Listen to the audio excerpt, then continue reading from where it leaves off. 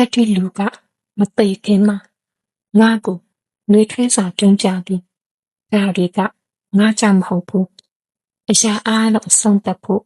သူ့ရဲ့ရွေးချယ်မှုပါတဲ့ဘလောက်တောင်ရဲ့စရာကောင်းတဲ့လူသားနဲ့အားနဲ့မှုကိုဂုံယူမှုအဖြစ်မာနထောင်လွှားပြနေတာ ဘာတာမောင်ပေပြီဟုတ်လားငါတို့ကိုထောင်မဲချခိုင်းတာလေဘာလို့တတ်လိုက်တာလဲ ဘာပဲဖြစ်ဖြစ်သူကပေးရမယ့်သူပဲလေစောစောစီစီသူ့ကကြမ္မာကိုသူရင်ဆောင်ထားနိုင်ရုံပါ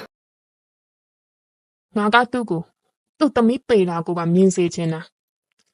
တပါပြက်ပြီးမှသူ့တတ်ချင်တာဘာပဲဖြစ်ဖြစ်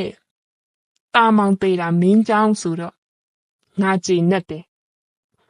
ကောင်းတယ်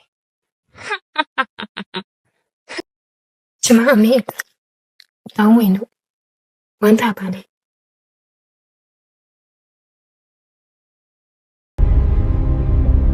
ကလေးစားချေချင်းဆိုတာ